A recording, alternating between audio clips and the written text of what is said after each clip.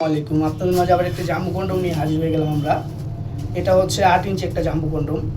দেখেন কত কোয়ালিটিফুল একটি প্রোডাক্ট।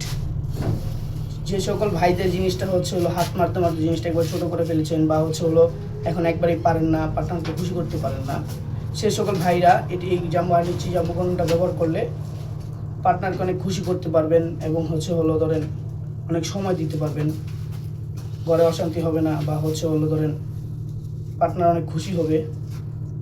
এই কন্ডমটি হচ্ছে কারা ব্যবহার করবেন বা কীভাবে ব্যবহার করবেন এটা হচ্ছে পরিচয় করে দেবো।